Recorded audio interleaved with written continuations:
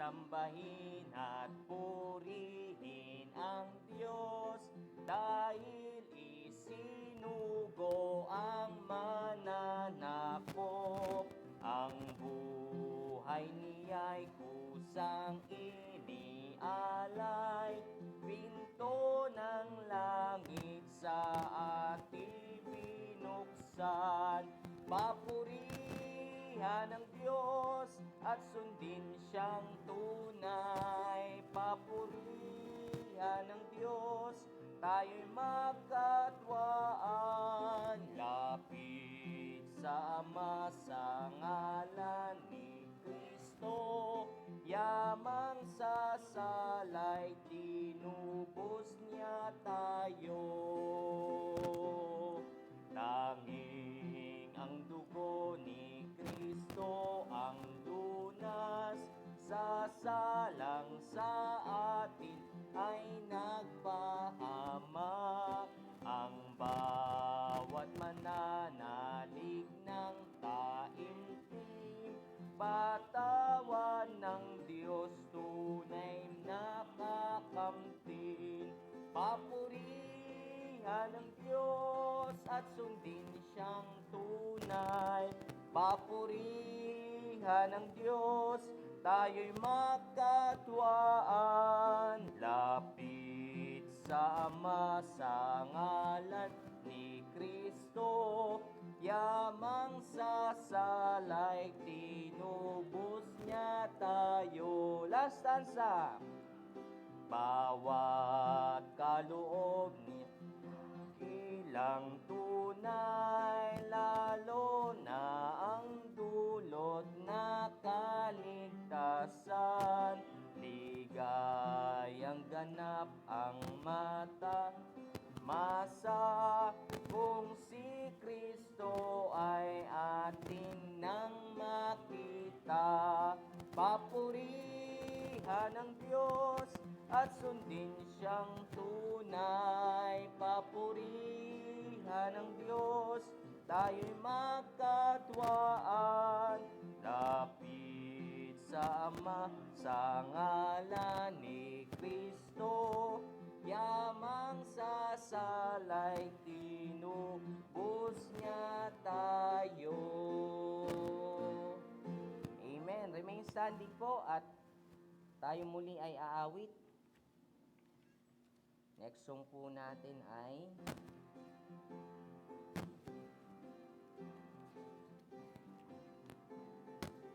Si Kristo ay papurihan. Yan po ang next song po natin.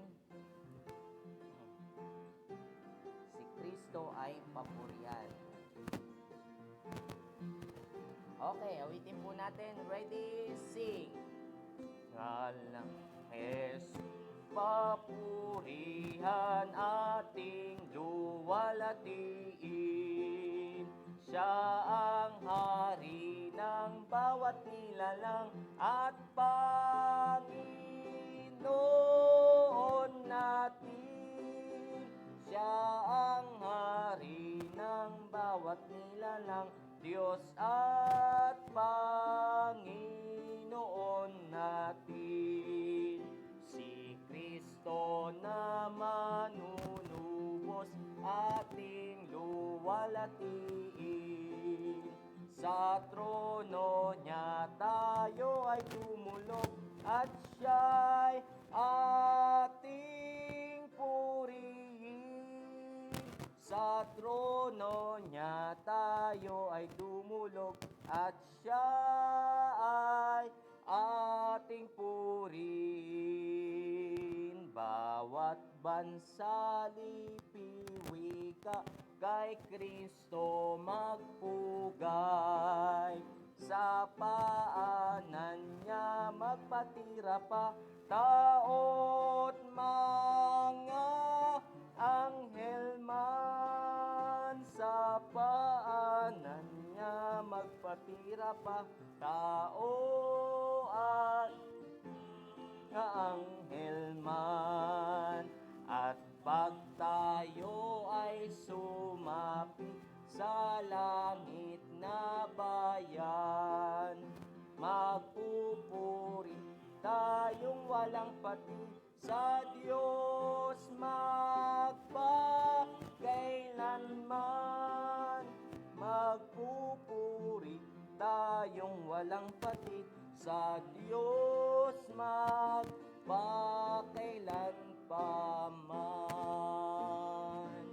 Amen. Remain standing po. Tayo muna po ay mananalangin. Hilingin ko po si kapatid na Paul para pangunahan po tayo sa panalangin. Tayo po'y manalangin. O aming dakilang Diyos, Ama na nasa langit, kami po'y lumalapit po sa inyo sandaling ito at nagpapasalamat po sa pagkakataon muli, Panginoon, na makapagtipon. Inilaw po ninyo kami, Panginoon, na makapagtipon, Panginoon, upang sumamba, Panginoon, sa inyo.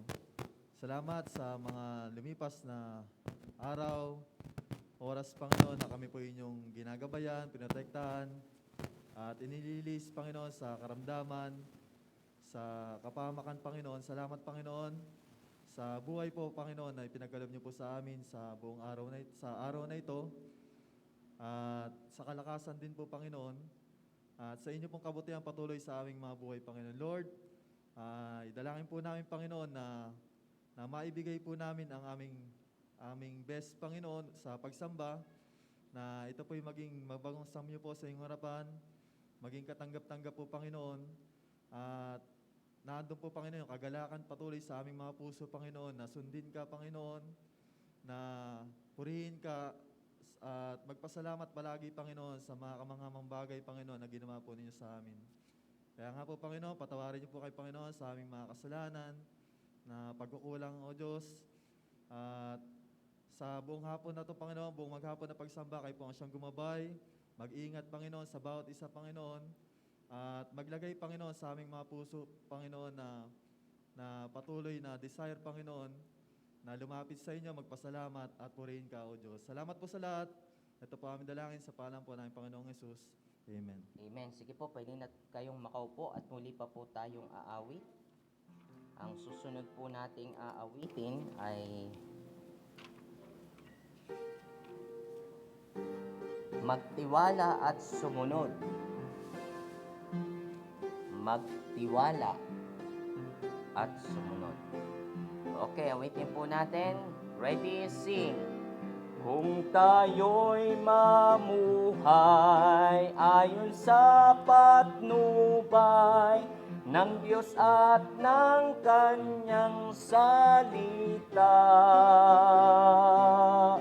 Siya ay isa sa atin kung ating susundin, at kung tayo ay magtiwala't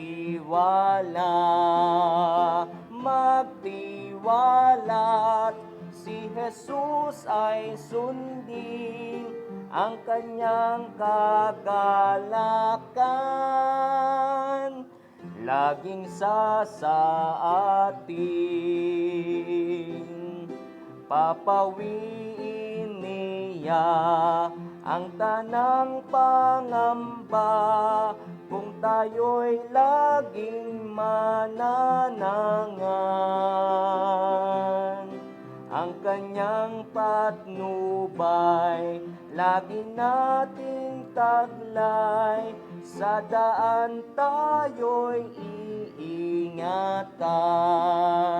Magtiwala't si Jesus ay sundin, ang Kanyang kagalakan laging sa atin.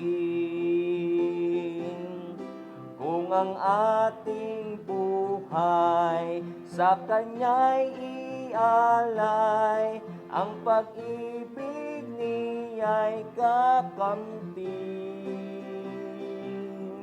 Ang bawat biyaya at lahat ng tuwa ay palaging ang sa atin. Magtiwala't si Jesus ay sundin, ang Kanyang kagalakan laging sa atin. Last stanza po.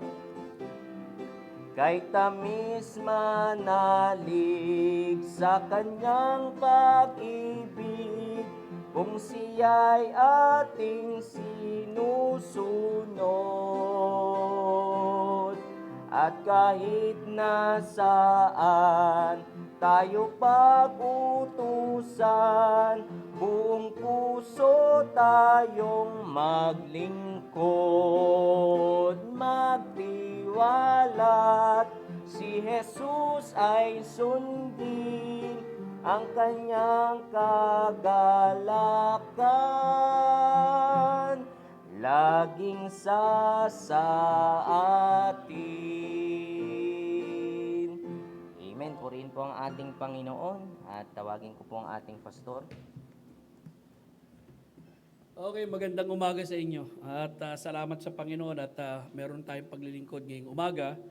Well, ang announcement po natin this coming Wednesday night, magbi-video form po muna tayo hanggang sa katapusan ng Mayo. Do alas 10 na ang curfew, akala ko alas 8 pa, no? So, itutuloy po muna natin yung video form hanggang end of May and then we will start our Wednesday night prayer meeting on first week of June. Okay? So next week, we will celebrate Mother's Day. So sa lahat ng mother, ganoon din yung mga mother sa kanilang mga tahanan na membro ng church natin. If you want to join us next week, join us in celebrating Mother's Day. Sa umaga po yan at saka sa afternoon, i-recognize po natin yung mga mother ng ating church. And also somehow, last year, hindi tayo nakapag Mother's Day. We will give something to the mother. At sana ay habang tumatagal, no, umiigi yung panahon. Of course, 2 weeks ago, talagang halos araw-araw napakataas nung nagkakaroon ng sakit, pero ngayon talagang bumaba na. Kaya kahit MECQ, may tinatawag silang flexible MECQ, no? So mamaya may service ng 10:30 at meron din pong service ng alas 3 ng hapon. And coming Wednesday, sa video form po muna tayo. Salamat at narito kayo, no? Ngayong umaga. So, yun lang po ang announcement natin. Mamayang hapon, mga 1:30, magkakaroon po ng meeting yung mga officers. We just like to discuss itong nakaraang buwan or ano pa pwede natin mapag-usapan sa future po ng ating gawain dito sa Marikina Valley. So, maraming salamat. Last week, doon sa mga bumati sa atin during our anniversary, though hindi tayo nakapag-celebrate, nagpapasalamat din ako. May mga pagbati na ginawa sa pagpapaabot sa atin sa Marikina Valley. Yun lamang po ang aking announcement sa umagang ito. And ang gawin natin, umawit tayo ng awit pagbati, and then we will have the reading of the Word of God, and then we will proceed with the message. Hilingin ko yung tagapagpaawit natin si Brother Mark. Okay, tayo po tayong lahat at awitin po natin yung Great is the Lord and greatly to be praised. Okay, awitin po natin. Ready, sing. Great is the Lord and greatly to be praised in the city of our God, in the mountain of His holiness, beautiful for situation, the joy of the whole earth is Mount Zion on the sides of the north, the city of the great King. Is Mount Zion on the sides of the north, the city of the great King. Amen. Manatili po tayong nakatayo at magkakaroon muna po tayo ng pagbabasa po ng salita ng Diyos. Tawagin ko po si Brother Paul.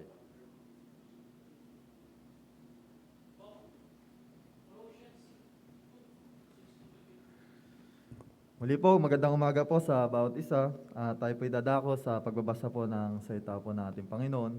At dito po tayo sa Colossians chapter 2, verses 16 to 23. Sa Tagalog po natin siya babasahin, mga taga-Kolosas, Kabanata 2, 16 hanggang 23. At babasahin po natin ito responsibly ng salitan po. Ganito po sabi sa verse 16, kaya nga, huwag ninyong hayaan na hatulan kayo ng sino man patungkol sa pagkain o sa inumin, o patungkol sa pagdiriwang ng kapistahan, o sa bagong buwan, o sa mga araw ng Sabat.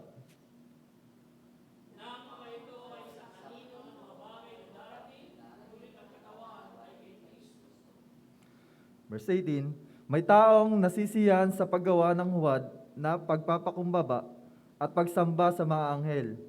Huwag ninyong hayaan ang gayong tao na dayain kayo at hindi ninyo makuha ang inyong gantimpala. Siya ay nagkukunwaring nakakita ng mga bagay na hindi naman niya nakita. Ang kanyang isipang makalaman ay nagpalaki ng kanyang ulo ng walang katuturan.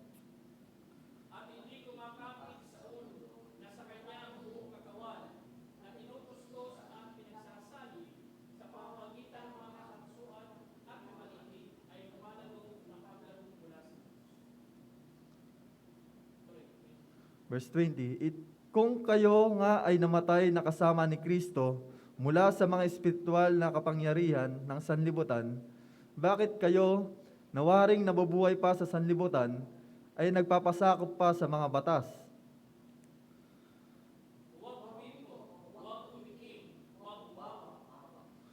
Ang mga batas na ito ay tumutukoy sa mga bagay na masisira kapag ang mga ito ay ginagamit. Ang mga ito ay ayon sa mga utos at sa mga aral ng mga tao. Last verse.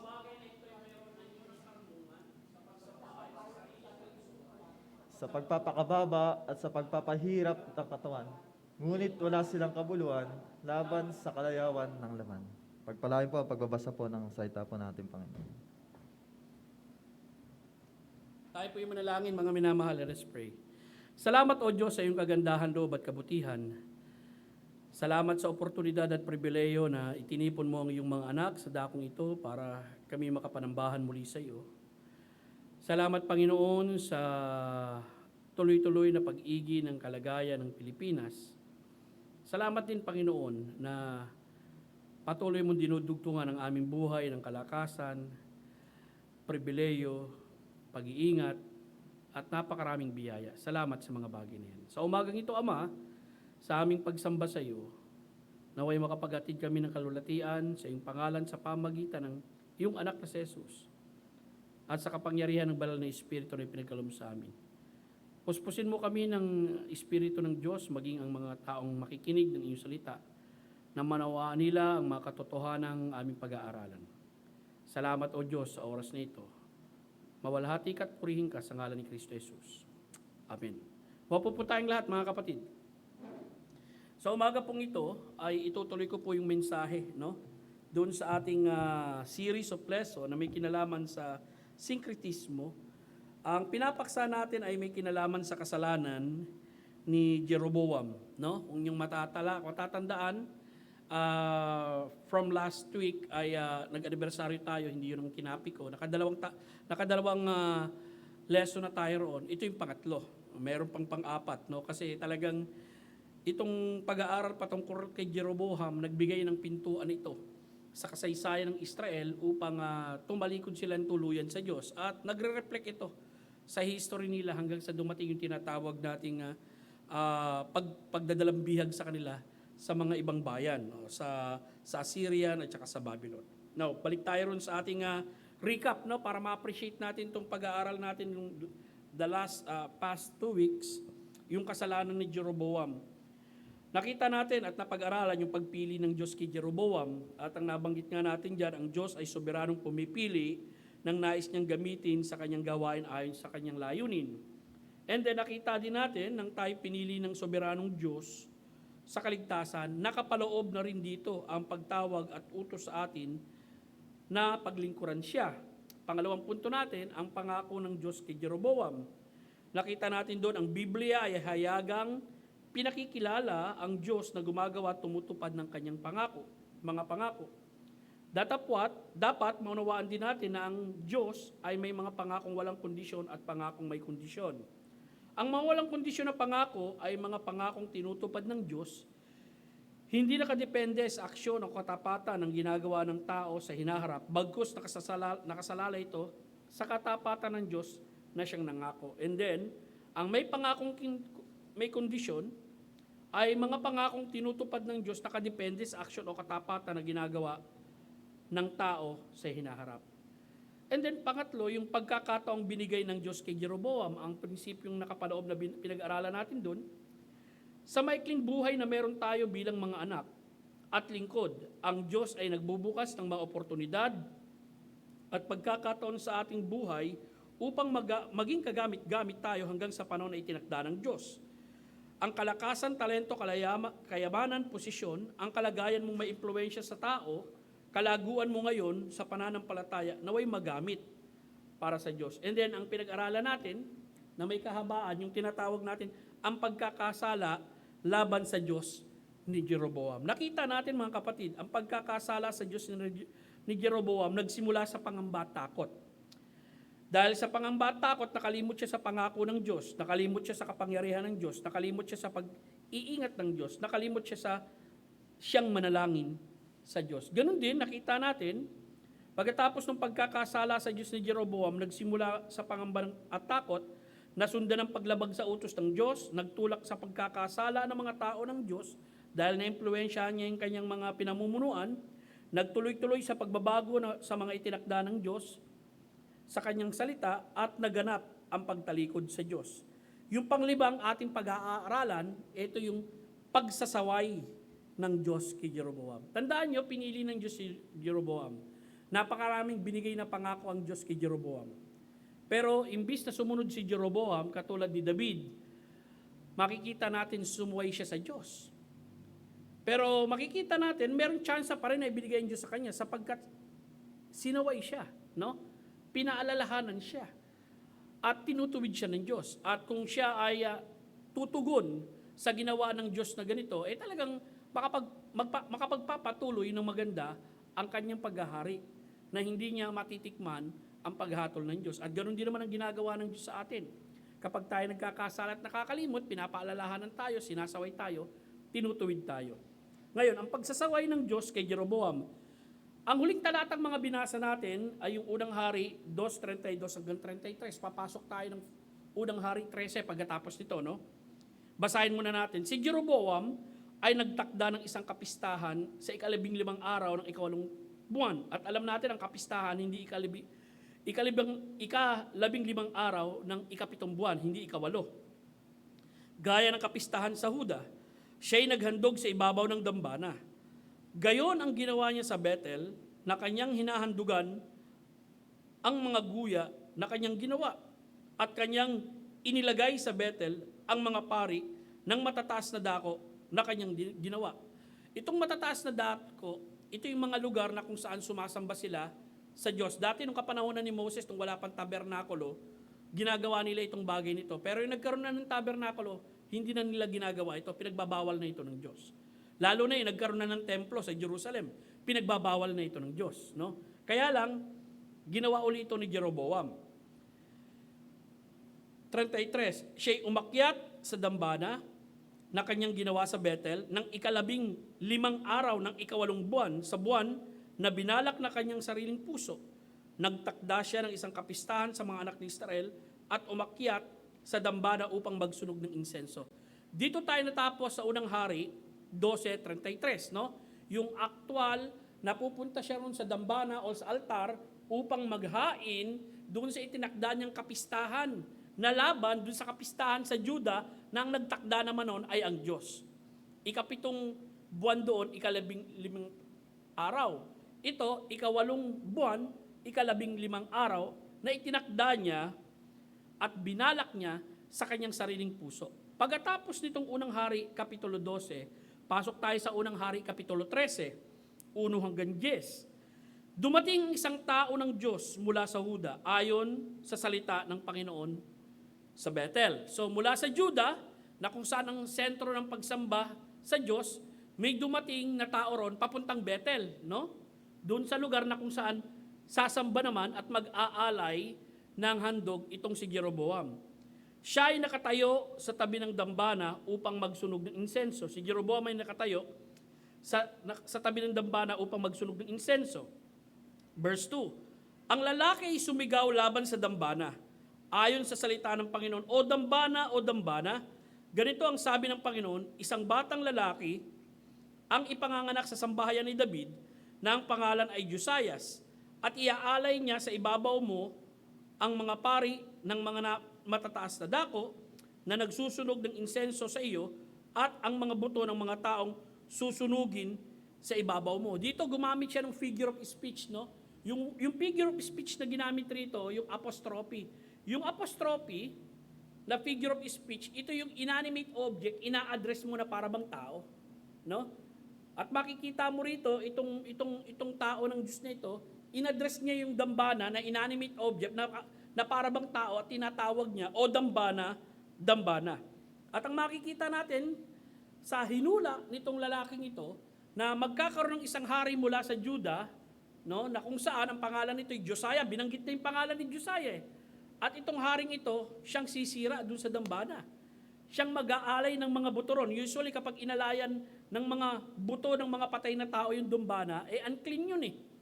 Yung mga buto ng tao, yung mga buto na galing sa hinukay mo sa sementeryo, tapos nilagay mo dun sa altar na banal, talagang ibig sabihin, sinasalaula mo or dinudungisan mo yung altar na pinahahalagahan o yung dambanang pinahahalagahan. Ganito ang sinabi, no, sa verse 3. At siya'y nagbigay ng tanda ng araw ding iyon na sinasabi, ito ang tanda na sinabi ng Panginoon, ang dambana ay mawawasak at ang mga abo na nasa ibabaw nito ay matatapon. Nang marinig ng hari ang salita ng tao ng Diyos na kanyang isinigaw laban sa dambana sa Bethel, iniunat ni Jeroboam ang kanyang kamay mula sa dambana at sinabi, hulihin siya. At ang kanyang kamay na kanyang iniunat laban sa kanya ay natuyo. Ano pat hindi niya ito maibalik sa kanyang sarili? Anong eksenang makikita natin dito? Nagsalita ng hula yung tao ng Diyos. Tapos, nag-react itong si Jeroboam. Dinuro niya yung tao ng Diyos na sabihin hulihin. At habang dinuduro niya, yung tao ng Diyos, natuyot yung kanyang kamay. Miraculously, no? At hindi na ito maibalik sa dati. No? Parang na-paralyze or na-stroke. Yung kamay niya at hindi na ito maibalik sa dati. At ang sabi ritong tanda, mangyayari ito na kapag ang dambana ay mawawasak at ang abo na nasa ibabaw nito ay matatapon. Anong nangyari? Ang dambana ay nawasak at ang mga abo ay natapon mula sa dambana ayon sa tandang ibinigay ng tao ng Diyos sa pamamagitan ng salita ng Panginoon. Ibig sabihin, yung tao ng Diyos ang humula mula sa sinabi ng Diyos na mangyayari yung kanyang sinabi at ang tanda dyan, yung sign na ibinigay, mawawasak yung dambana. At nangyari nga na aktual yun nung kapanahunan ni Jeroboam. Now, ang katuparan ng hula na sinabi ng tao ng Diyos kay Jeroboam, si Jeroboam naghari kasi noong 931 BC yan, ay naganap nung panahon ni Haring Josias ng Juda, 640 BC, isang makadiyos na hari ng Southern Kingdom or Juda. Sinira nito ang altar sa Bethel na itinayo ni Jeroboam, bumilang ng 291 years bago naganap ang hulang ito. So ibig sabihin naganap. Nung time ng 640, naging bihag na ng Assyrian Empire yung Northern Kingdom. Kasi 722 BC, nasakop sila ng Assyrian Empire. So wala nang Northern Kingdom nun. Ang meron na lang, Southern Kingdom. Kasi nabihag pa yung Southern Kingdom, 586 BC. So makikita natin dito, yung sinabi ng tao ng Diyos kay Jeroboam, naganap yan, 640 at tunay na nangyari yan. Bumilang ng 291 years bago naganap ang hulang ito. Basahin natin sa ikalawang hari, 22, 1 hanggang 2. Si Josiah ay 8 taong gulang nang magsimulang maghari at siya'y naghari sa loob ng 31 taon sa Jerusalem. Ang pangalan ng kanyang ina ay Idida, na anak ni Adaya, na taga Boskat. Siya'y gumawa ng kabutihan sa mga mata ng Panginoon at lumakad sa lahat ng daan ni David na kanyang ninuno at hindi siya lumiko sa kanan o kaliwa. Ikalawang hari, 23, 13 hanggang 18, dito natin makikita yung kanyang ginawa, no? Doon sa altar or sa dambana na itinayo ni Jeroboam.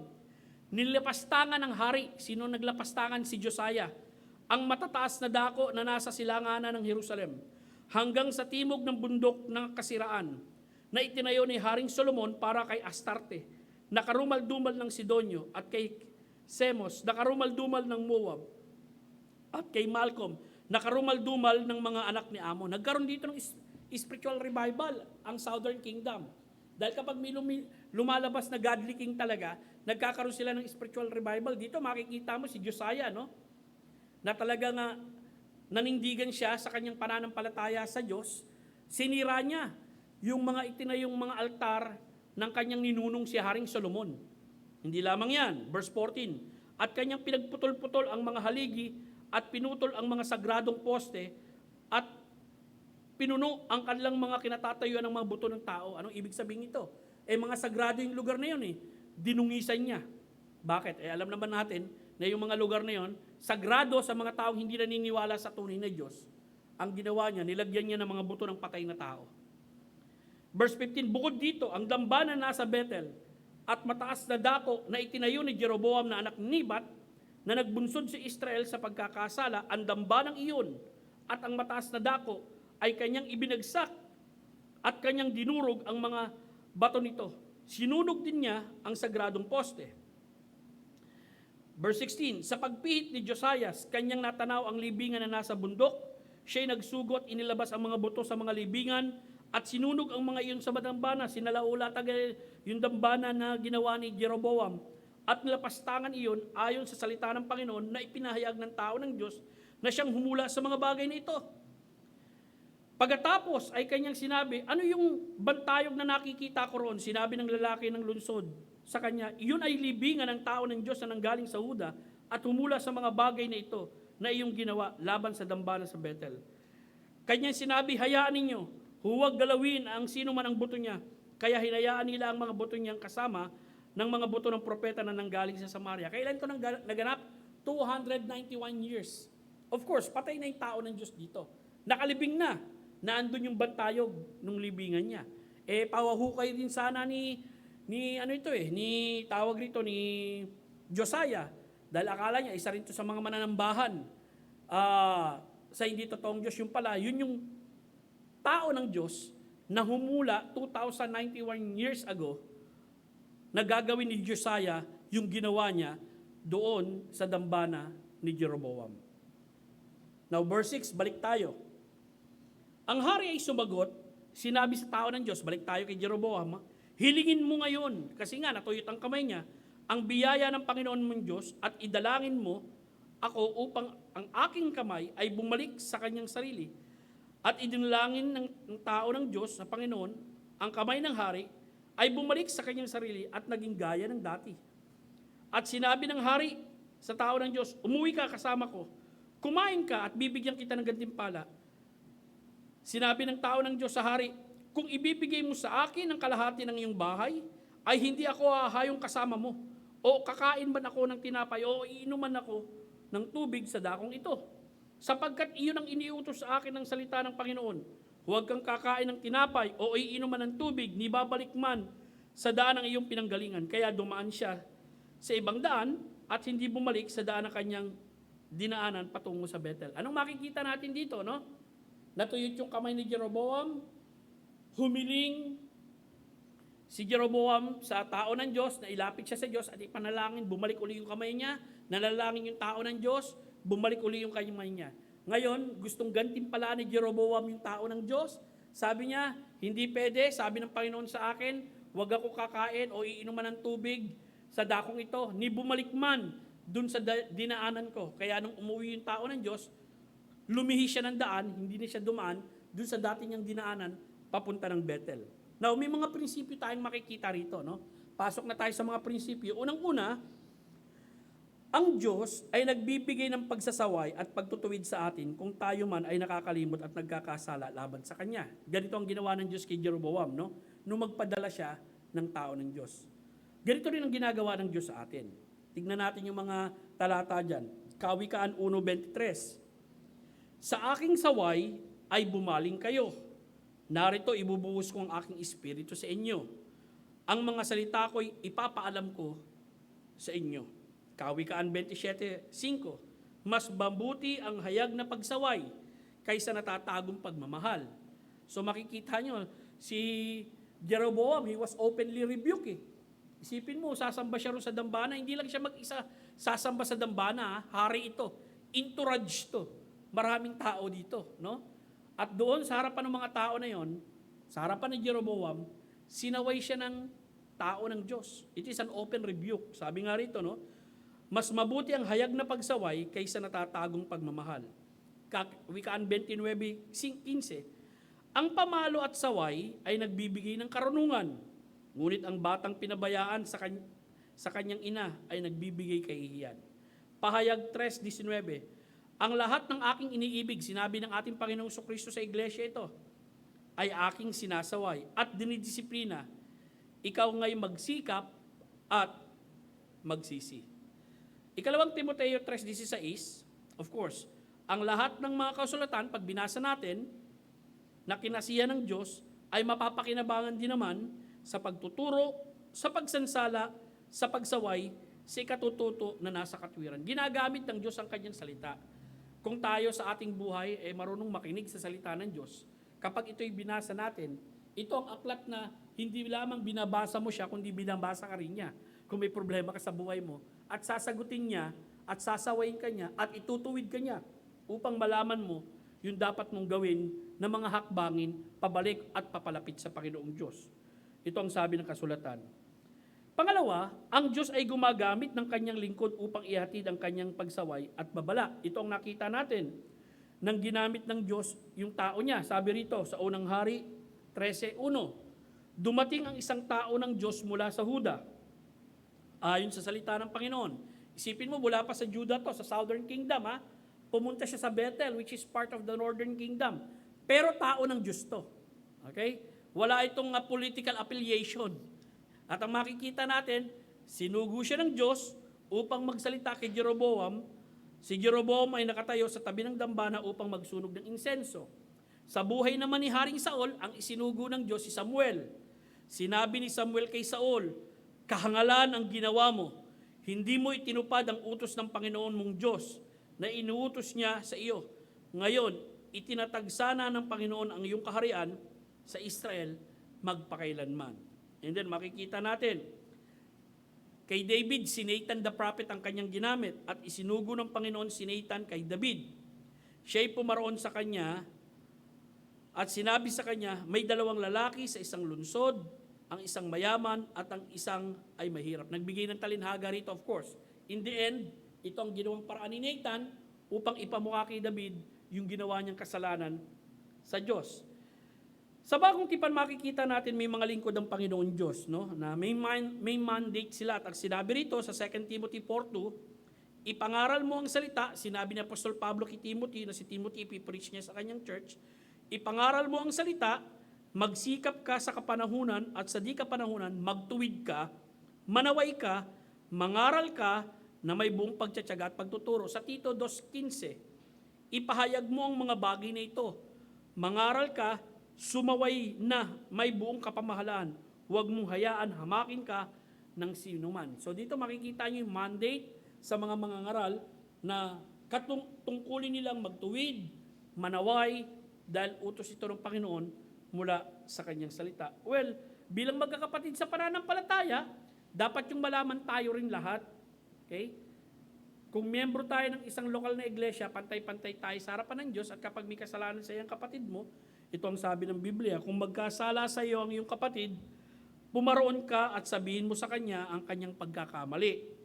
Kapag kayong dalawa lamang, kung pakinggan kanya, ay napanumbalik mo ang iyong kapatid. Ngunit kung hindi siya makinig, magsama ka pa ng isa o dalawa upang sa bibig ng 2 o 3 saksi ay mapagtibay ang bawat salita.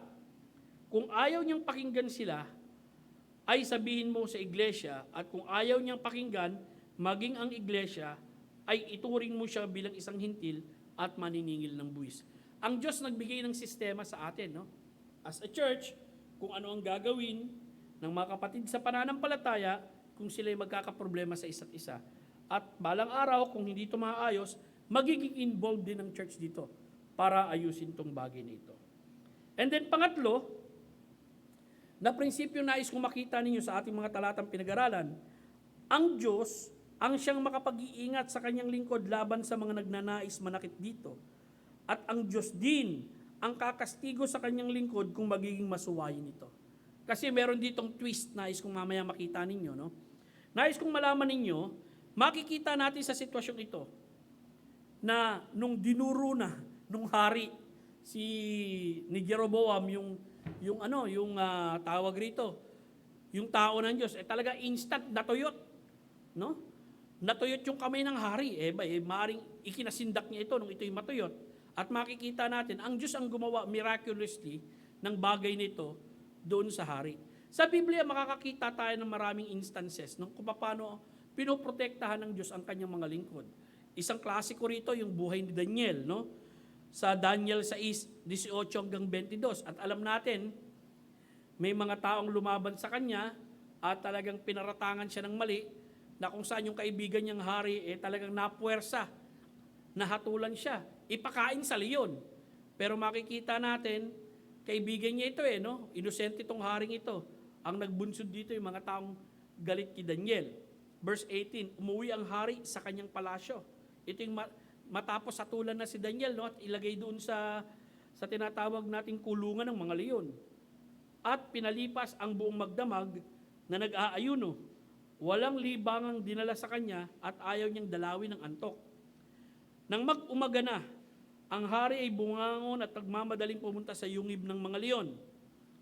Nang siya'y mapalapit sa yungib na kinaroroonan ni Daniel, siya'y sumigaw na may pagdadalamhati at sinabi kay Daniel, "O Daniel, lingkod ng buhay na Diyos, ang iyo bang Diyos ay patuloy mong pinaglilingkuran ay nakapagligtas sa iyo sa mga leon?" Sinabi ni Daniel sa hari, "O hari, mabuhay ka magpakailanman.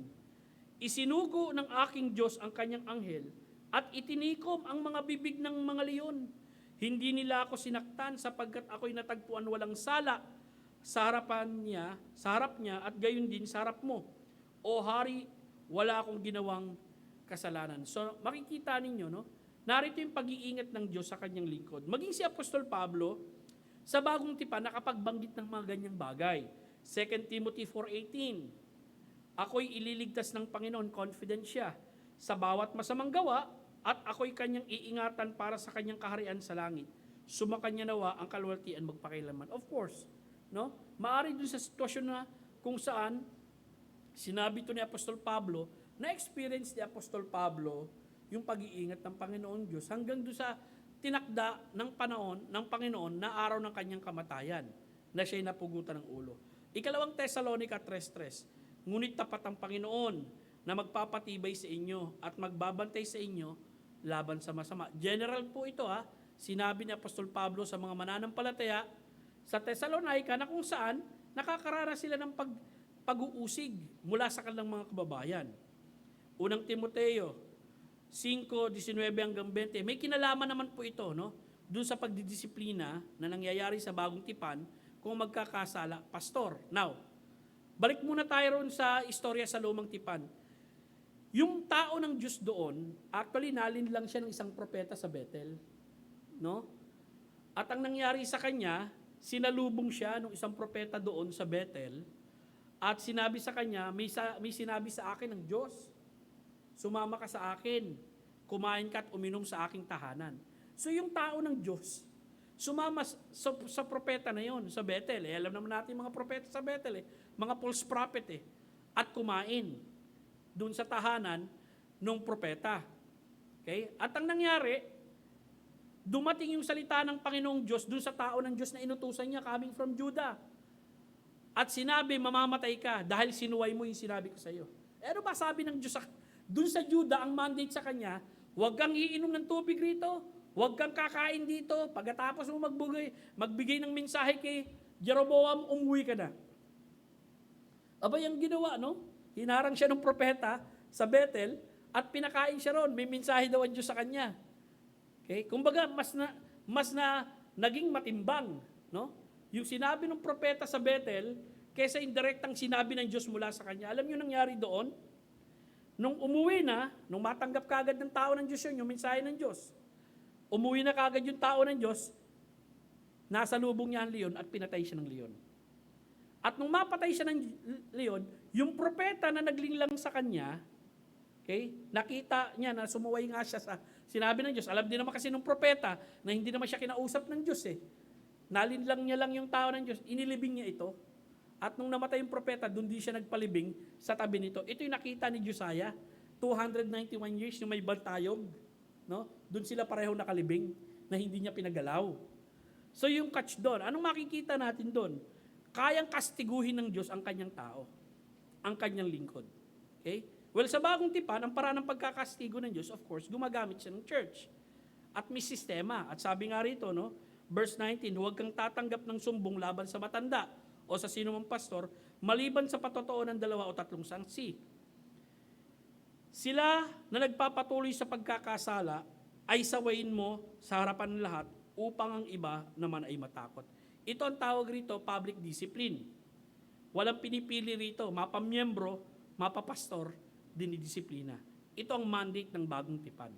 Kung sila'y masusumpungan sa pagkakasala, kung merong matibay na ebidensya. Bakit? Yun ang sabi ng Biblia. Well, of course, sa lumang tipan, nakakikita tayo, direkta mismo ang Diyos. Talagang kinakastigo niya yung tao niya. Instantly. Inutusan kita, sinaway mo ako, mamamatay ka. Ang bigat, no? Sa bagong tipan, of course, may binigay na sistema ang Diyos. Do ang Diyos, kaya niya rin direktang magbigay ng hatol sa sino mang lingkod niya na sumusuway sa Kanya. Okay? Magagawa ng Diyos yun. Pero sa Biblia, binigay niya ang church at makikita natin, maging ang isang tao ng Diyos, pastor man, diakono man, dadaan sila doon sa sistemang ibinigay ng Diyos sa Kanyang iglesia. And then, pang-apat, ang Diyos ay nagpapakita pa rin ng Kanyang biyaya at awa maging sa gitna ng Kanyang pagkamuhi at pagkahatol o paghatol sa kasalanan. Pansinin nyo, no? Tinuyot ng Diyos yung kamay ni Jeroboam. Nakita natin, di ba? Pero nung mabigla yung hari, humiling yung hari. Okay?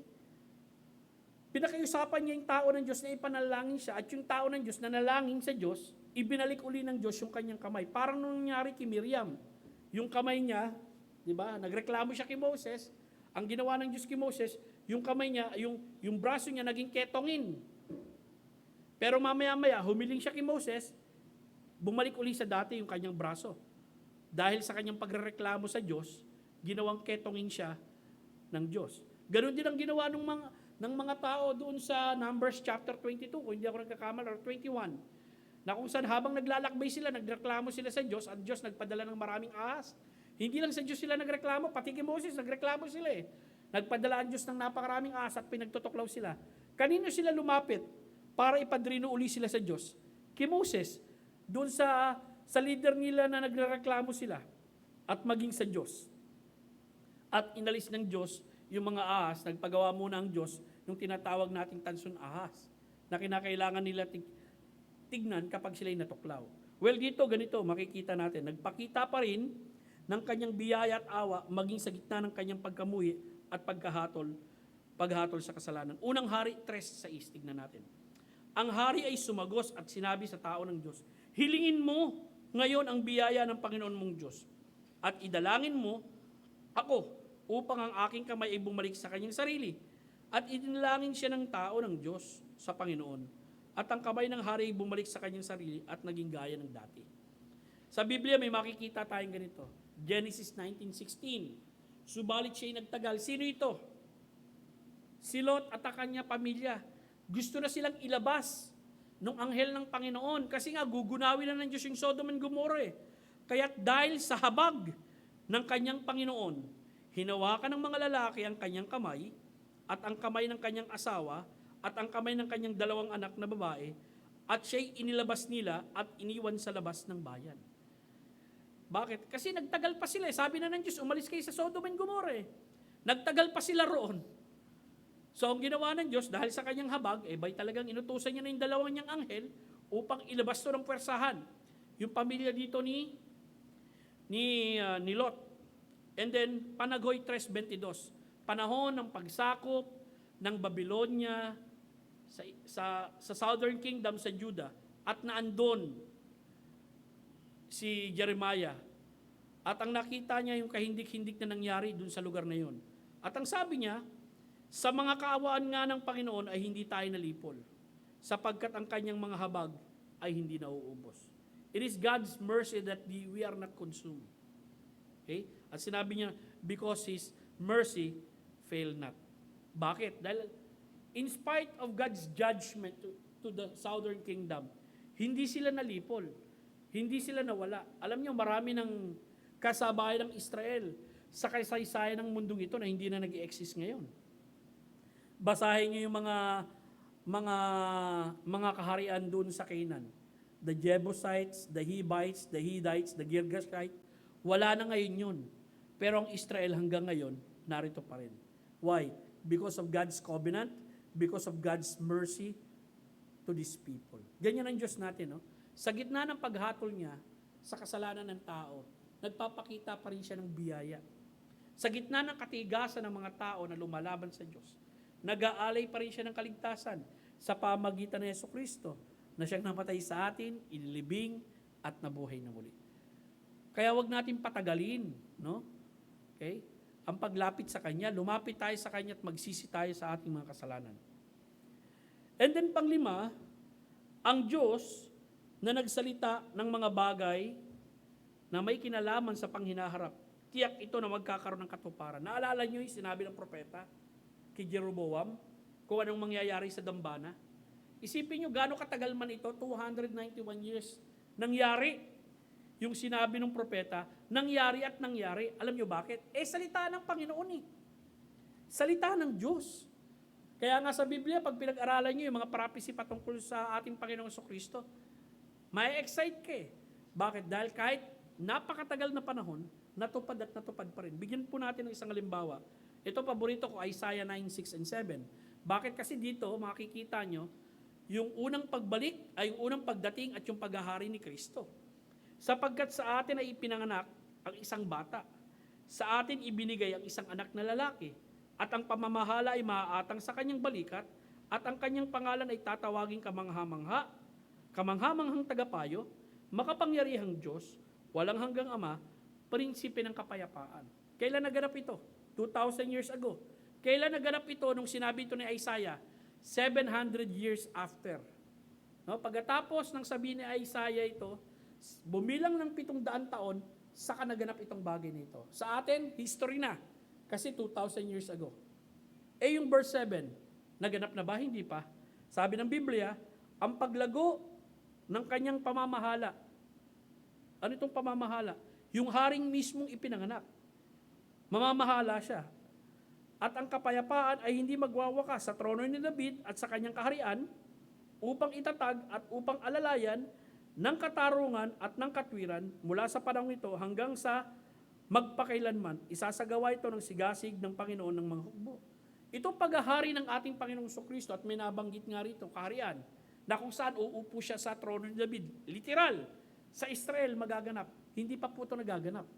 Magaganap pa ito sa millennium. Ano pa mangyayari?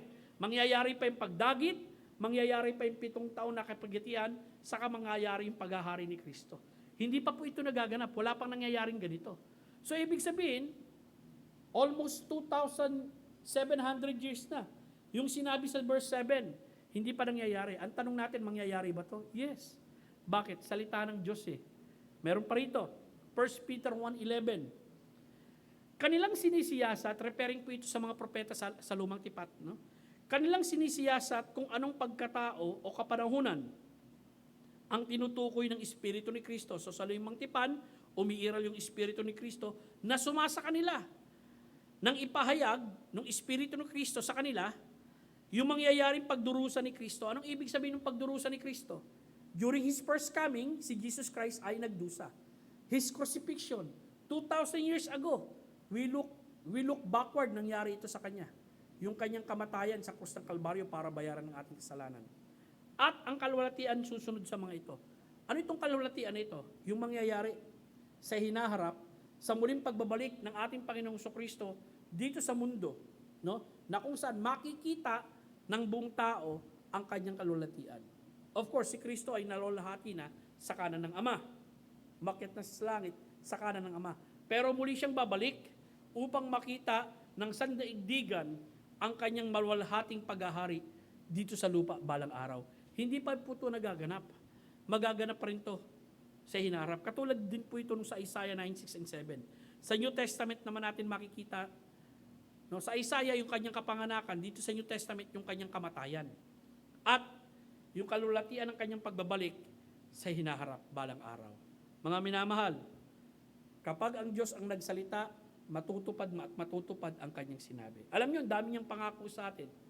Tayong mga buhay ngayon, may pangako tayo ng buhay na walang hanggan. Tayong mga buhay ngayon, may pangako tayo na anumang oras ay muling babalik ang ating Panginoong Kristo. Tayong mga buhay ngayon, dapat nating malaman na balang araw, makakapiling natin ng Diyos at kasama natin siyang maghahari sa kanyang kaharian. Tuloy po tayo mga kapatid. Ito huling-huli na, no? Ang Diyos ay totoo sa kanyang mga salita at babala. Kaya di dapat ito isinasawalang bahala. Ano nangyari sa eksenang ito? No? Doon sa Unang Hari, Kapitulo 13, na kung saan yung propeta o yung tao ng Diyos ay nagpunta ron sa hari upang sawayin siya, ituwid siya, palalahanan siya. Ano naging resulta nito? Tignan niyo po naging resulta nito, no? Unang Hari 13, 33 hanggang 34. Pagkatapos ng bagay na ito, si Jeroboam ay hindi tumalikod sa kanyang masasamang pamamaraan. Bagkus ay muling humirang ng mga pari mula sa taong bayan para sa matataas na dako. Sino mang may ibig ay kanyang itinatalaga upang maging mga pari sa matataas na dako. Ang bagay na ito ay naging kasalanan sa sambahayan ni Jehoram na sanhi ng kanilang pagkahiwalay at pagkapuksa mula sa ibabaw ng lupa. Makikita natin, no? Nagpatuwid ba si Jeroboam?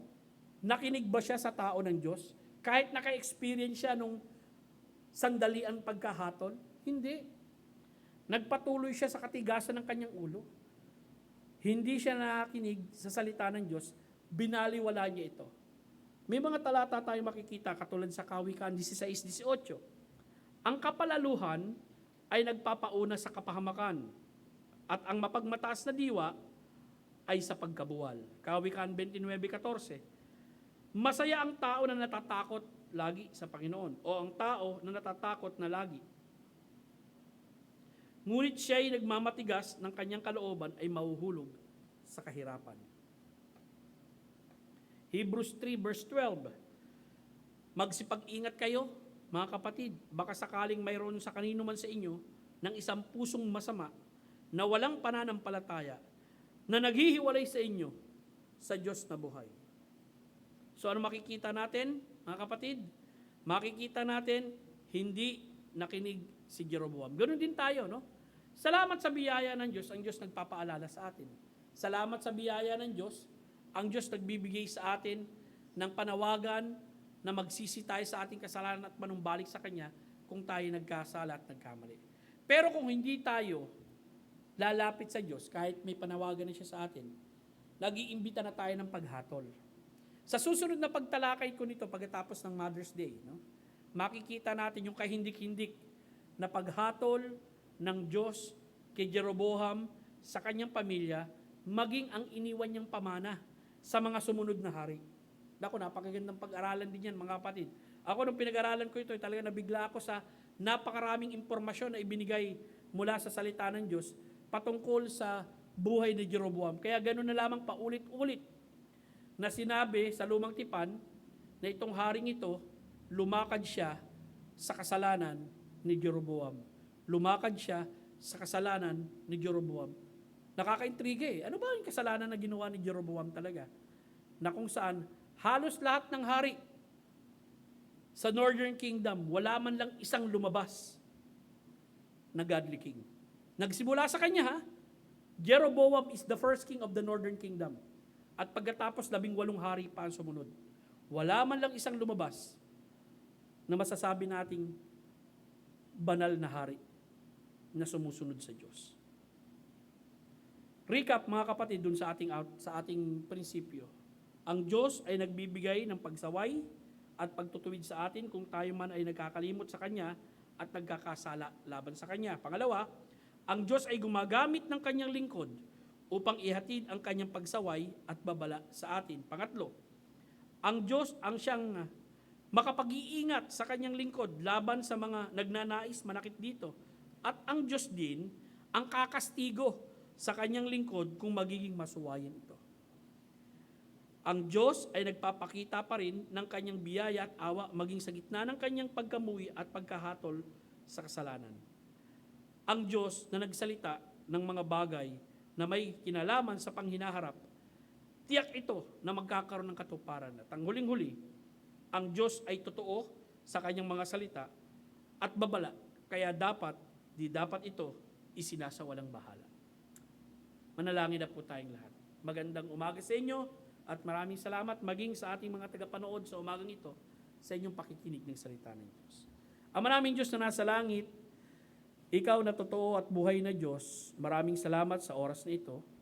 Salamat sa pribileyo na maihatid ang mensahe ng paalala, pagsaway, at pagtutuwid na ginawa ng Diyos kay Jeroboam, na pwede ring i-apply sa aming buhay, Panginoon. Ang mga dakilang prinsipyo na ipinakita mo sa iyong salita. Tulungan mo kami, O Diyos, na maging masunurin sa mga tagubilin mo sa amin. Sa mga paalala mo, Panginoon, maging maagap nawa kami na ma-discern namin ito at maituwid namin yung mga bagay na dapat tuwirin sa aming buhay. Salamat sa oras na ito, O Diyos, sa ngalan ni Kristo Jesus. Amen. Rick, punta ka muna. Ikaw ang mag-a-share muna. Mag-a-share muna si Brother Rick. Rick, ito yung dito ka na mag-pray. Handa natin sarili natin sa ating pagbibigay. Sige. Pray ka muna, brad.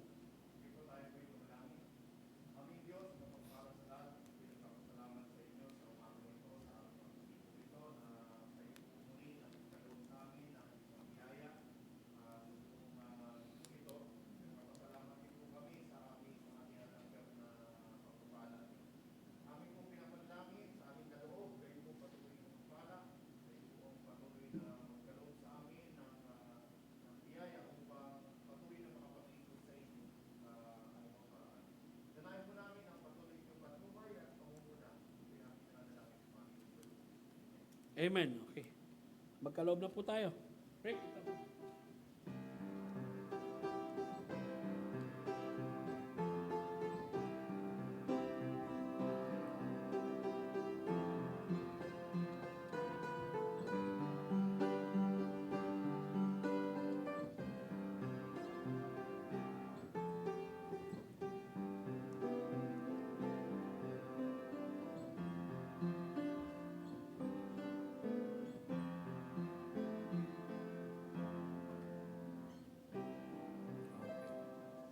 Maraming salamat sa inyo mga kapatid. Hilingin ko si Brother Erwin. Erwin, baka ikaw na pwede mag-close prayer. Tumayo po tayong lahat mga kapatid. Panalangin mo na rin yung pagsasalusaluhan natin. Okay po. Sige po, let's pray. Panginoong Diyos, Ama sa langit, salamat po Panginoon sa yung mga salita, sa paalala mo, sa aming buhay Panginoon, na mas lalong magpatuloy na maglingkod sa iyo Panginoon, at sumunod sa iyong mga salita Panginoong Diyos. Kung ano man mapagkukulang namin, mapagkakamali, Panginoon, patawarin niyo po kami, Panginoon. At ingatan niyo po yung bawat isa. At sa mga pupunta, Panginoon, para sa second service, Panginoon, ingatan niyo po sila. Na makasama po namin sila sa pagsasamba sa inyo, pagpupuri sa inyo, dakilang pangalan mo, Diyos. Pagpalain mo ang pagkain, pagsasaluhan po namin bawat isa sa pangalan ni Jesus. Amen. Amen. Okay. Enjoy muna tayo ngayong umaga, mga kapatid. Rick,